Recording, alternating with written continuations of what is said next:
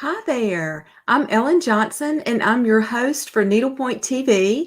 I'm delighted to be here with you this afternoon. And before we dive in, of course, we always have to do those tech checks to make sure that you can see me and hear me okay, because we're going live.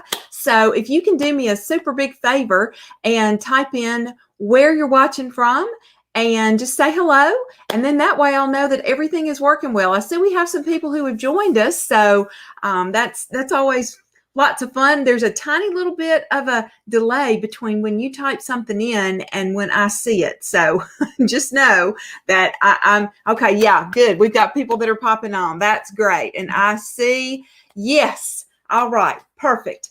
So this past couple of weeks has been a whirlwind of activity. We've had the Spring Stitch Challenge, and that was last week, but we did a bonus stitch this past Monday. My days are all running together. But we had a huge turnout, lots and lots of fun, and I taught six stitches that you can use on your spring themed needlepoint canvases. So for those of you who have been participating with me on that, those recordings are still live. They'll be live until tomorrow at noon Central Time. So that's Friday, May the 28th. I was reminiscing a little bit earlier today when I was writing the blog post that's just been published over on the Serendipity Needleworks website. And let me do this really quickly because I do want to make sure that, let's see, I think, yes, that's our website. So we have a new, there and that banner down there. So we have a brand new website, and there's a new blog post on the website this week that's all about the Stitchers Club, which is the online membership that I created for people who do needlepoint for a hobby. And during that time I was writing that article and kind of putting the finishing touches on it, it occurred to me 4 years ago today, the Serendipity Needleworks brick and mortar store closed the doors for the last time. And that was when I began to make the pivot toward working online, teaching online.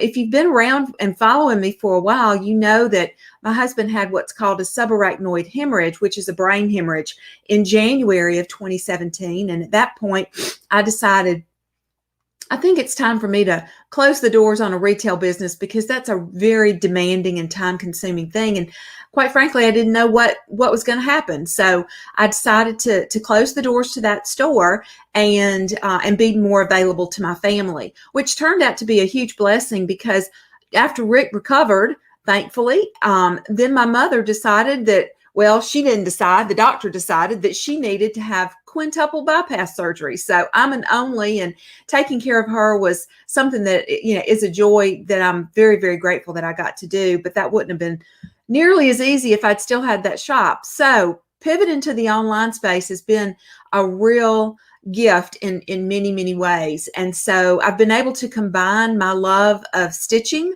my love of teaching, and the technology that I've been able to learn how to navigate, and that I'm sure you've all gotten much more adept at too over the course of the past year, and come up with what I consider to be a premier needlepoint resource on the internet. So the article over on the blog this week is all about the Stitchers Club. Membership is open until midnight tonight Pacific time.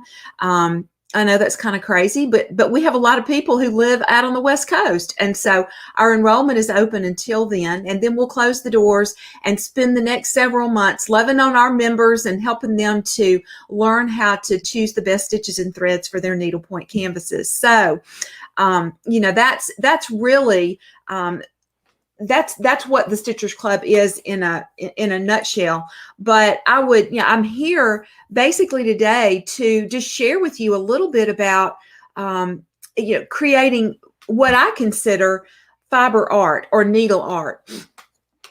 So many people think of themselves as just needle pointers or stitchers, but you're really a needle artist. You take a painted canvas, which is a flat, two-dimensional design, and you transform it into a three-dimensional piece of fiber art through the application of fancy stitches or decorative stitches, canvas embroidery stitches, whatever you want to call them, and the use of specialty threads. So you're adding depth and texture and dimension and movement and all of those different kinds of things to a painted canvas, transforming that canvas from that flat two-dimensional piece, which is beautiful in its own right, but you truly do change it into something that's three-dimensional that has a life of its own.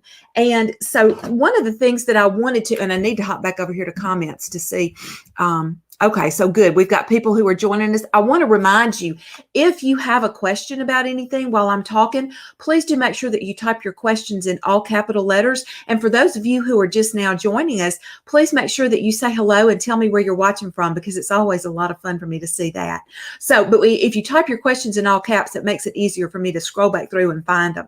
So one of the things, I'm going to reach down here and I'm going to grab Jingle, because I think Jingle is the perfect example of being able to take a flat painted canvas. I don't have Jingle in the non-stitch form, but Jingle is in the May-June issue of Needlepoint Now magazine. And if you're a stitcher and you don't know about Needlepoint Now magazine, oh my gosh, you really, really, really need to find a copy of it. They have a website. I think it's needlepointnow.com, or I think that's it. If somebody else knows what the website address is, if you would drop it into the comments, that would be great.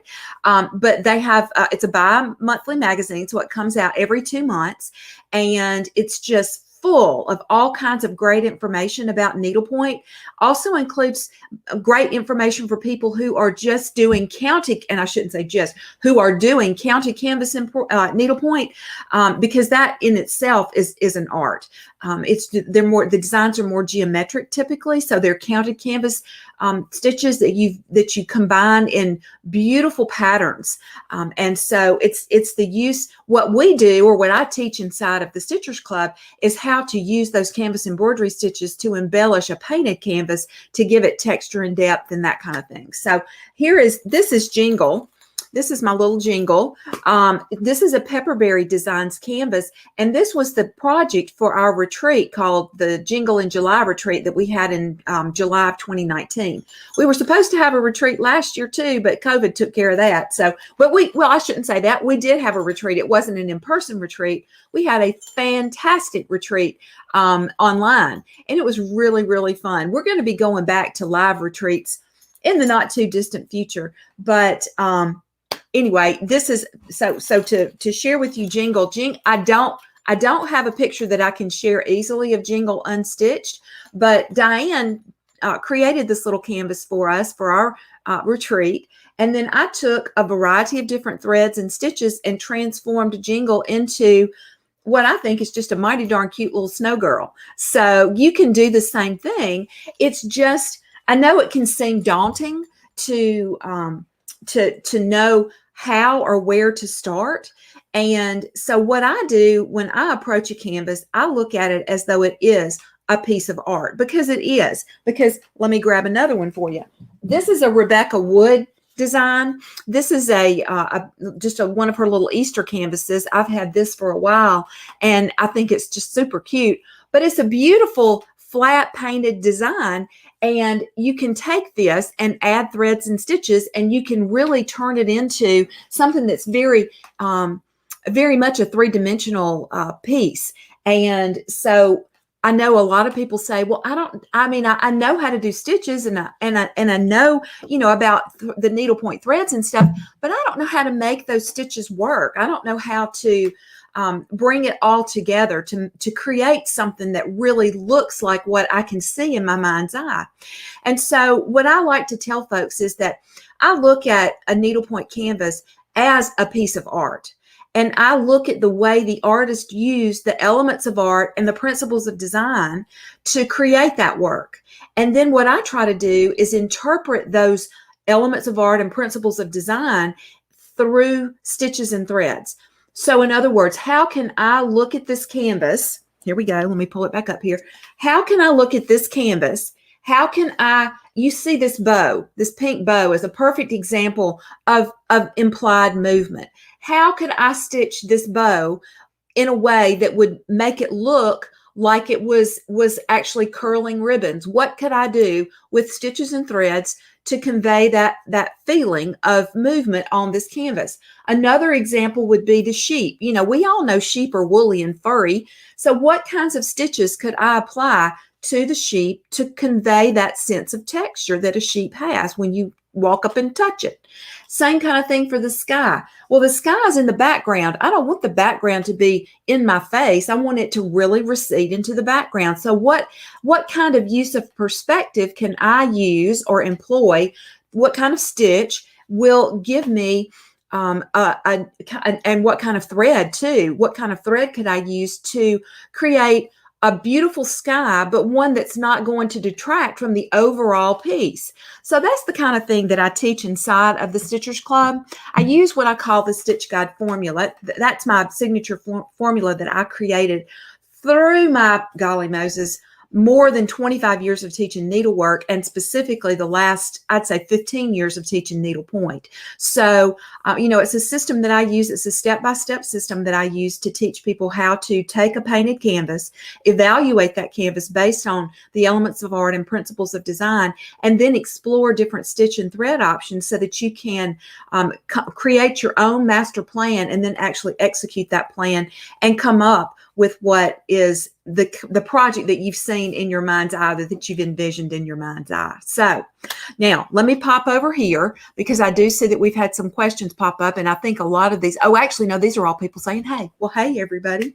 So again, I'm going to, I see we have a lot of members here, and this is great. It's always so much fun to see y'all. What we are going to be doing in the Stitchers Club, moving into the summer, after we close our enrollment, enrollment closes, like I said earlier, at midnight tonight, Pacific time, which is like 2 a.m. Central time. So I'll be up a little late.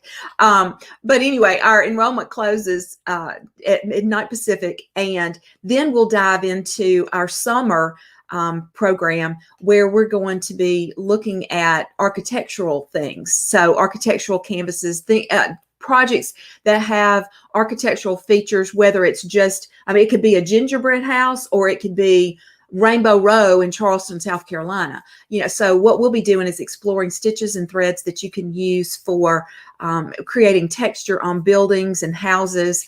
And so I'm really looking forward to that. We have our welcome party on Monday, June the 1st. And after that, we'll kick off into our summer focus on architecture. So I think it's going to be a lot of fun.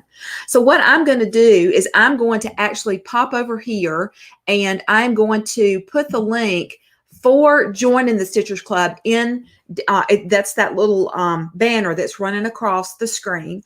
And if you are interested in learning more about that program, then you can, well, and actually what I probably should do too is I should probably put this in the chat so that you can, if you're interested in it, you can click on the link, and then it'll take you over to a page that can tell you all about it, so that you can see if it's a good fit for you. And let me see if we've had, I see another new comment popped up. Hold on one second. Let me get down there.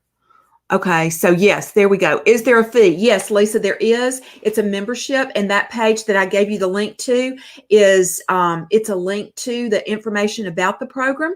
So I would just suggest that you click on that and then go over and take a peek at what all the program includes and what the different options are for membership. So we have just a great group of folks, and I'm just going to scroll through here. I see we have several members that are here with us, and it's always, and several new members. I'm recognizing some new names too, so this is really fun.